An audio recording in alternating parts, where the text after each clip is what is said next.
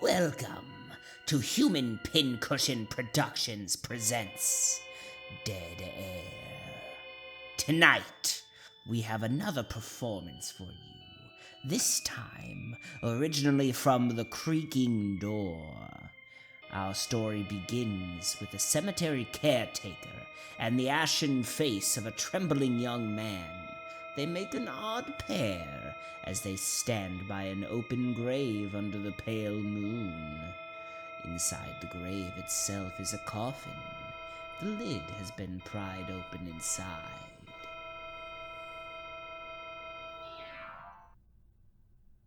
Oi, I've heard about blokes like you. Read about grave robbers. Never thought I'd come across one. Here, I've sent for the corpse, young man. Don't you try any rough stuff. I'm a match for you any day. But you don't understand. I've tried to save his life, and now it's too late. Now don't you give me that. This fellow was given a decent Christian burial. You've desecrated his... Desecrated, you say? Isn't it desecration to bury a man while he's still alive? What are you talking about? You don't think people go around being buried alive these days, do you? I watched you this afternoon. I thought you looked a bit peculiar. I know what you were doing at a pauper's burial. He shouldn't have had a pauper's burial. He shouldn't have been buried at all. I could have saved him.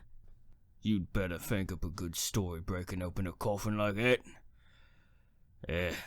I knew you was up to no good, but I never thought. It's because I was ashamed. I let him get buried alive for a measly £50, and now he's dead. Hey, you come out of a loony bin or something? What's it to you, this fellow we buried today? Nothing, except I'm responsible for what's happened. I touched him. He's cold as death. He's dead, isn't he? I brought this mirror with me. There's no breath. Look. I don't have to look. He's been in municipal morgue for 2 days. Now then, what's all this about, young man? I want to go home. He was dead when they buried him. But not when the ambulance took him to the morgue. You see, I know. You know? Was he a relative of yours? I didn't even know he existed until 2 days ago. I've been trapped in the streets looking for work.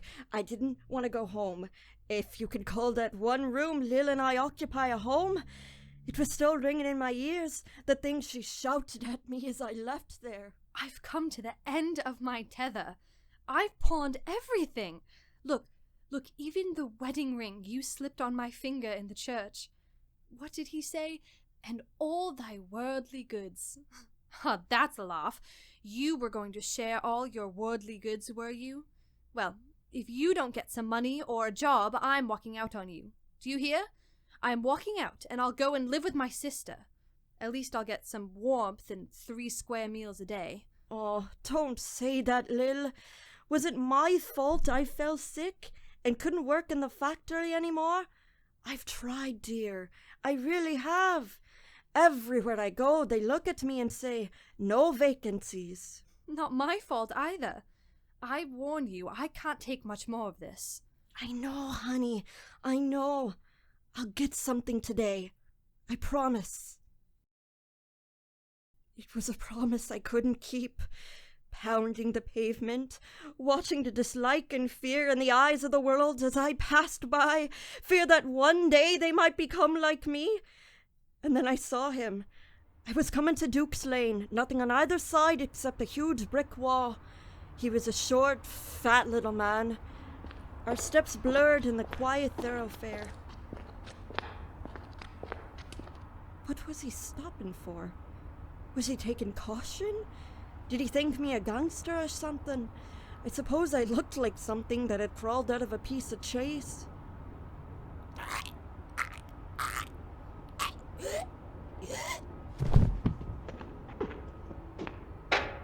Governor? Are you all right? He can't be. He's conked out. There doesn't seem to be any breathing. I wonder who he is. He must have something in his pocket. Blimey, look at all this money. Must be 50 quid here at least. Poor swine. What good is his money now? I'd better call a cop. Well, if you don't get some money or a job, I'm walking out on you. Do you hear? I'm walking out. There's nothing anyone can do for this poor swine. They'll find him soon enough. What does a guy do in a case like this? No, beat it. You fool.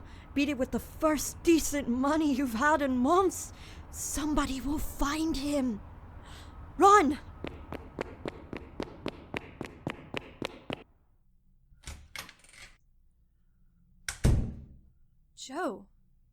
Joe, you got some money. That's right, Lil. 2 5-pound notes, 13 1-pound notes, and the rest in 10 bob notes. It all adds up very nicely. 50 quid in all. Oh, Joe, honey, how did you get this money? You didn't go and do anything silly, did you? Just like what? Rob a bank? I wouldn't know where to start. But how did you get it? You'll never believe it. Remember I told you, when I was in the sanitarium, there was this fellow there with the same long trouble by the name of Ted Brown. Yes? Well, I lent him a quid. You lent him a quid while I was... Well, I was still drawing my wages, wasn't I? We didn't know that the doctor wouldn't let me go back to the factory. Wasn't so bad then. All right. What about this Ted Brown? Well, I met him in the street, see? He says that he's been looking for me everywhere. Wanted to repay me the quid. Go on. Well, we goes into a pub to have a drink. There was a bookie there, and Ted says that there's a hot tip, 50 to 1. It won, Lil. 50 smackers. Lil went to get some groceries and a couple bottles of beer. I sat on the bed and had a further look at the wallet. Having taken the money out, I thought it'd be empty. And there were 2 pockets, both with plastic windows. When I looked at the second plastic window, there were strange words printed on a white card. It said, "I'm not dead. I'm a subject to a form of cataleptic illness which may appear to cause death. If I'm found, please inform Dr. Alfred Miller, Onsbury, 6641. No, it can't be. Not dead. Cataleptic. What have I done? What have I done? I think I must telephone. But Lil, so wonder where I've gone. I've given her all my money. Here, all right. I got a bit. Take these bottles from me, will you? Joe, what is it? What time is it, Lil? I don't know. The pub's just opened. I'd say about 6-ish. Why? Give me 10 bob. Do you have any change? I won't be long. What is it? I just have to telephone someone. You're not going gambling, are you? You haven't got the bug? You're not betting on tomorrow's races or anything like that, are you, Joe? There are all those bills to be paid. I know, love, I know. No, I'm not gambling, but I need it, please. I'll be back in a little while. It's just that. Please, Lil. All right. Here.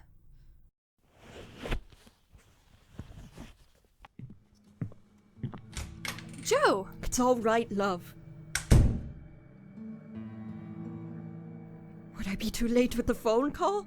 Would they bury this poor guy without knowing he was a cataleptic, thinking he was dead?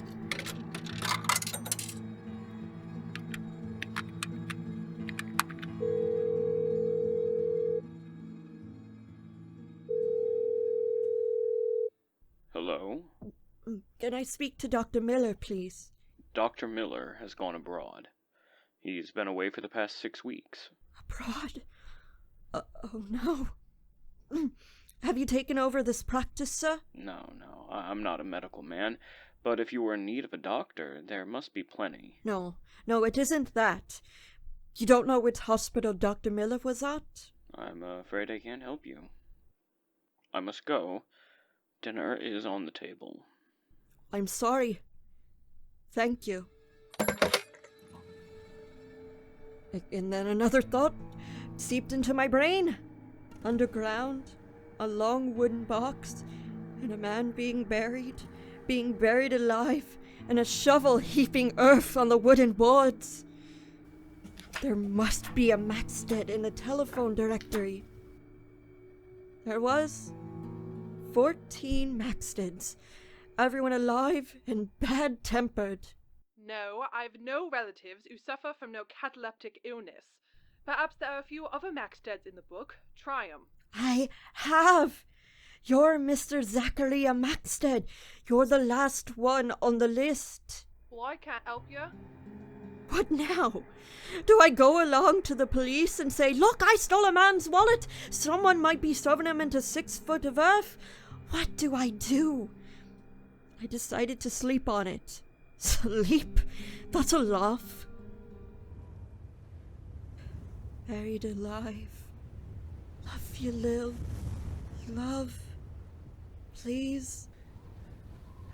They're putting me in a wooden box, and it's your fault, Joe Ailish. I'm struggling for breath. They're going to bury me deep. Not deep enough, Joe. Get me out of this, or I will make you suffer, here on Earth and in the beyond. Death. I didn't know what to do. It had been less than 6 hours since I saw that chap fall. Maybe he's still there. Maybe if I go back to Duke's Lane, he will still be laying there.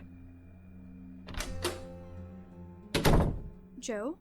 Oh, sorry, honey. I didn't want to wake you up. It's the middle of the night. Where are you going? I won't be long. No, Joe, you're not going anywhere. I thought you've been acting strange. Oh, Joe, I know I've nagged and threatened you, but it was only because you were getting so down, so beaten. I love you, Joe. It isn't that at all. All right, Lil, I'll tell you. Then you will see why I have to go. And so I told her. Told her the whole story of how I robbed a man I thought was dead, a corpse that had no use for the 50 quid in his wallet. So you see, I have got to find him, or find out where they're taking him. They will think he's dead, Lil. Oh, Joe, someone will have found him by now. He's probably lying in bed, fast asleep. People who have these sorts of fits, they recover. No, they don't. After I found all the MacLeods I could, I went to the library and I looked it up. Unless they get assistance, they can stay that way for days. By then, they will bury him. And you know what that makes me? A murderer. I'm letting a man die for 50 quid. Oh no, Joe. What if you call the Ornsbury police station and tell them... Oh no, Joe, you can't do that. They will call you a thief and put you away. Look, I'm getting dressed and coming with you. Where did you say it was? Duke's Lane? Joe, let's pray he's still there. It might be worse. He might have died for lack of attention. Let's pray someone saw him and took him to the hospital, and they realized that he wasn't dead. He wasn't dead. Shh, a cop. Hi. It's a bit nippy this time of morning, isn't it? You're up late, aren't you? Yeah, that's right. There was a little commotion in Duke's Lane a few hours ago, so my friend Phyllis told me. Something happened in Duke's Lane? Oi, yes, just before I came on duty. Postman saw a bloke lying in the lane here. Dropped dead. Dead?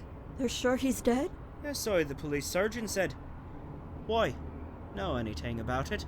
No, we don't know anything about it. It was just that We wondered if it was anyone we knew, is all. Aye, well, I believe they've identified him all right. If you knit around the station, they may be able to tell you. Oh, I don't think it's anyone we know. Come on, love. It's too cold to stand here chatting. Let's go up to bed. Hey, you two married? Yes. You should have been in bed ages ago. Good night. Or rather, good morning. Let's go to the police station. No. You'll have to entertain about the wallet. Besides, this policeman doesn't really know. But Lil... It's no good, Joe. We're going home. Come on.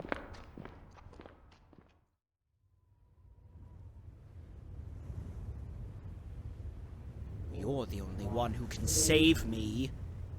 They are burying me this afternoon. They are putting me in a coffin and covering me with dirt. If you allow this to happen, you are a murderer, Joe Ailish. A murderer! Do you hear? You will be punished! Punished! Punished! Some more coffee, Joe? Oh, thanks, Lil. It's no good. We've got to go to the police. We're committing murder. It's 2 days now. I didn't sleep a wink all night last night. Kept having nightmares. Hearing MacLeod's voice pounding in my brain, telling me to save him before it's too late. He kept saying I'll be punished. But you said yourself, it's only a nightmare. All right, don't you go, I will. I'll say that I knew... What was his name? MacLeod. Harold MacLeod. I'll say I know him and that he's a cataleptic. That's it, I'll go and... Excuse me? Aren't you the young lady I saw down Duke's Lane t'other night? That's right. Oh, I'm so glad you're here. You know, we were talking about someone who dropped dead that afternoon. Were you able to identify him? Yes, we were able to identify him all right. Why? He's a cataleptic. He's not really dead, you know. Oh, don't be funny. I've got the cord right here. They're burying him this afternoon. He's in Ormsbury Mortuary. Cardiac failure. This is the release for the body for it to be buried. Signed by the police surgeon, Dr. Herbert Spencer himself. He may have been a cataleptic. I don't know much about that, but he died of heart failure. Being buried in a pauper's grave at Ormsbury Cemetery this afternoon. Didn't die of a heart failure, indeed. Not dead. Maybe I'm being a bit silly. Thank you, Constable. Goodbye. Sure he's dead. The death certificate was signed by the police surgeon. What does that copper know about cataleptics? If the doctor had known he was a cataleptic... I'm going to stop the burial. You can't, Joe, you can't. Once you tell the police about the wallet... Where are you going, Joe? I don't know. To get drunk? I don't know anything anymore. Even my glass of beer went sour in my mouth. I had bought it with blood money, the blood of Harold MacLeod. I left the pub and walked. They were burying him in a pauper's grave, were they? I didn't ask my feet to move towards the cemetery. It seems they didn't belong to me. They were burying him as I got there. A minister, a gravedigger, and an old man, obviously the caretaker and the police sergeant. I wanted to shout, "Don't! Don't put him in that grave! He's not a corpse! He's alive!" I couldn't. Those 3 stripes on the copper sleeve seemed to represent the number of years I might get for stealing and withholding information. I ran from the cemetery as though I was running from the vengeance of MacLeod himself. They buried him at last. I saw them do it, in a cheap wooden grave. Maybe it's a good thing the coffin was a cheap one. Maybe the coffin maker gutted it. Maybe there are holes in it. Maybe the poor swine will be able to breathe. 50 rotten pounds, and I've turned myself into a murderer. I've let you in on it too. They will say you're part of the conspiracy. What have I done to you? What have I done to us? Nothing, Joe. All right, so you pinched his wallet when we were both starving. No one can have you up for murder. That's besides the point now, isn't it, Lil? He's down there struggling to breathe, isn't he? She won't be struggling for long. I don't know anything about cataleptics, but you can't be nailed inside a coffin underneath 6 feet of earth long. I know the grave, Lil. I'm going back. Joe. You're not going to stop me, Lil. I'm going back, and I'm going to get him out of the grave. Please, Lil. I've got to. All right, Joe. I'll come with you. No, I couldn't bear that. I've got to do this on my own. Supposing he's too heavy for you. You're not strong enough, Joe. It's a pauper's grave, Lil. They didn't take much trouble with him. Why a pauper with all that money in his wallet? That makes it worse, doesn't it? Maybe they couldn't raise his relatives. What if this doctor goes away and everything? Here, Lil, get my hammer out of the drawer. It's got that thing on the end for pulling nails out. And that piece of mirror. All right.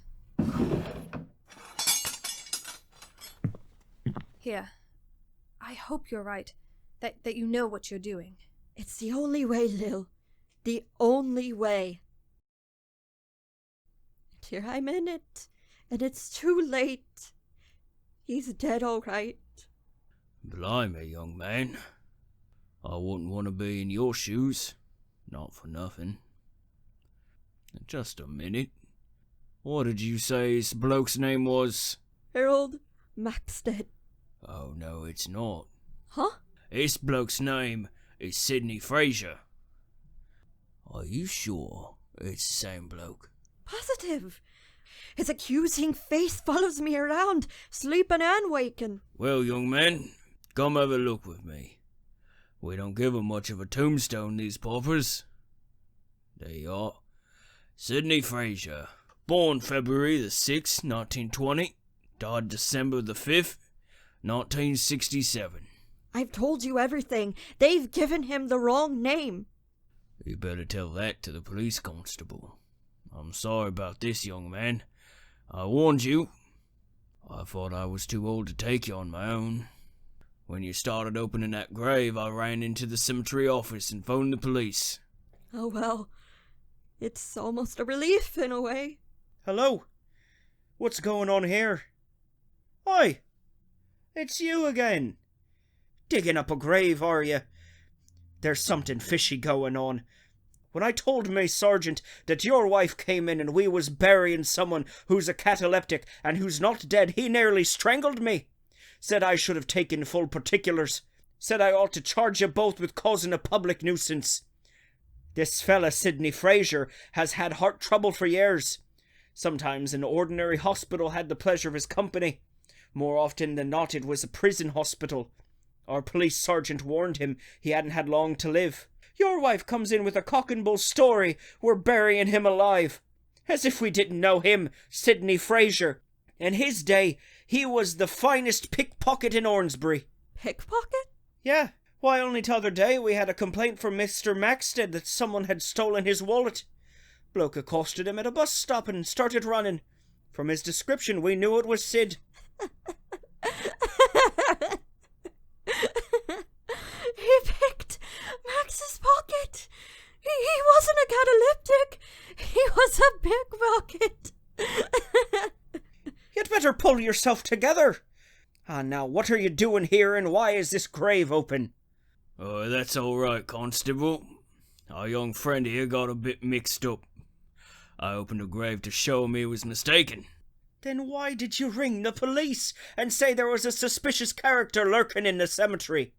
Well, it seems I was mistaken. That's all, Constable. In fact, we were both mistaken, weren't we, young man? Pickpocket.